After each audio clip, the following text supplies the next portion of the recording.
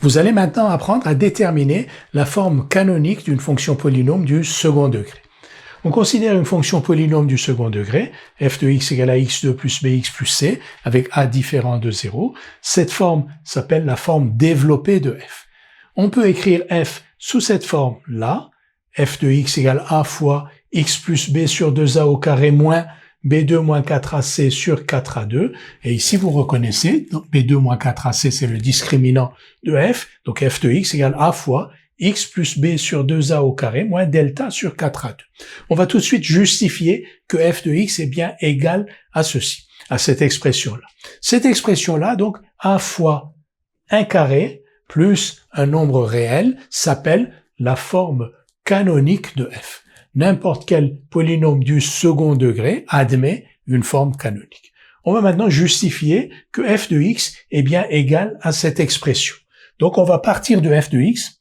Bien sûr, on pourrait le faire dans l'autre sens, c'est-à-dire que l'on peut développer ici x plus b sur 2a au carré, et donc calculer ensuite x plus b sur 2a au carré moins delta sur 4a2, multiplier le tout par a, et constater que le résultat est bien égal à x2 plus bx plus c, mais nous allons le faire dans l'autre sens. Donc f de x égale à x2 plus bx plus c. On va mettre a en facteur.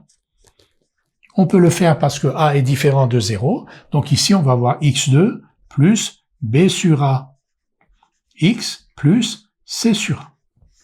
Maintenant, x2 plus b sur a x, vous vous souvenez des vidéos précédentes, ça c'est le début d'un carré, c'est la méthode de complétion du carré. Donc x2 plus b sur a x, c'est x plus la moitié de b sur a. Ici, b sur 2a, le tout au carré. Donc là, on a x2 plus 2 fois x fois b sur 2a qui donne b sur ax. Et pour avoir donc x2 plus b sur ax, ici on a b2 sur 4a2 quand on développe, qu'il faut donc enlever. Et on a bien sûr plus c sur a. Et maintenant, on a donc a fois x plus b sur 2a au carré, et là on réduit au même dénominateur, moins 4a2 ici, et b2 moins 4ac au numérateur. Donc on vient de montrer que f de x est bien égal à a fois x plus b sur 2a au carré moins b2 moins 4ac sur 4a2, et b2 moins 4ac n'est rien d'autre que le discriminant de f. Donc, n'importe quelle fonction polynôme du second degré peut s'écrire sous cette forme-là. Donc, ici, a fois un carré plus un nombre réel. On va tout de suite voir à quoi peut servir la forme canonique d'une fonction polynôme du second degré.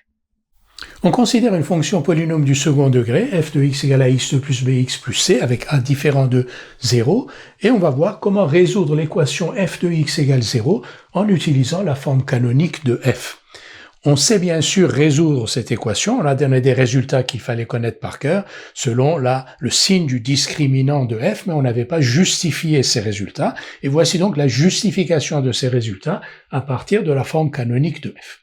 On a vu que la forme canonique de f, donc f de x égale à x2 plus bx plus c, ça c'est sa forme développée, sa forme canonique s'écrivait a fois x plus b sur 2a au carré moins delta sur 4a2. Je répète que a est différent de 0 et que delta, le discriminant de f, est égal à b2 moins 4ac. On cherche à résoudre l'équation f de x égale 0. f de x égale 0 est équivalent donc à a fois x plus b sur 2a au carré moins delta sur 4a2 égale 0. Comme a est différent de 0, cette égalité est équivalente à celle-ci, x plus b sur 2a au carré moins delta sur 4a2 égale 0. Trois cas se présentent. Premièrement, si delta est strictement négatif. Si delta, le discriminant de f, est strictement négatif, x plus b sur 2a au carré est un carré, donc il est positif ou nul.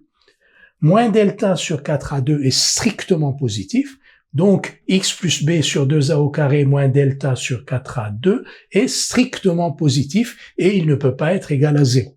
Donc, l'équation f de x égale 0 n'a pas de solution. Si le discriminant de f est strictement négatif, f de x égale 0 n'a pas de solution, c'est un résultat que vous connaissez. Deuxième cas de figure, delta égale 0. Si delta égale 0, l'équation f de x égale 0 est équivalente à l'équation x plus b sur 2a au carré égale 0, parce qu'on n'a plus ce terme. X plus b sur 2a au carré égale 0, si le carré d'un nombre réel est égal à 0, c'est que ce nombre réel est égal à 0. X plus b sur 2a égale 0, donc x égale moins b sur 2a. Et donc, si delta égale 0, f de x égale 0 a une solution que l'on note x0 égale moins b sur 2a. Troisième cas de figure, delta strictement positif. Dans ce cas-là, ici, delta, on va l'écrire sous la forme de racine carrée de delta au carré. Racine carrée de delta au carré sur 4 à 2. 4 à 2, c'est 2a au carré. S'écrit racine carrée de delta sur 2a au carré. Vous voyez, si on élève racine carrée de delta sur 2a au carré, on obtient delta sur 4 à 2. Sauf qu'ici, on a le droit d'écrire racine carrée de delta, alors qu'ici, on n'avait pas le droit de le faire parce que delta est positif. Donc, f de x égale 0 équivaut à x plus b sur 2a au carré moins racine carrée de delta sur 2a au carré. On reconnaît ici une identité remarquable, et la différence de 2 carrés, qui est donc égale à x plus b sur 2a, si on le factorise, x plus b sur 2a moins racine carrée de delta sur 2a, facteur de x plus b sur 2a, plus racine carrée de delta sur 2a. Et donc ce produit est égal à 0. Si ce produit est égal à 0, c'est que ce terme-là est égal à 0 ou celui-ci égal à 0. Et on en déduit donc que f de x égale 0 a deux solutions.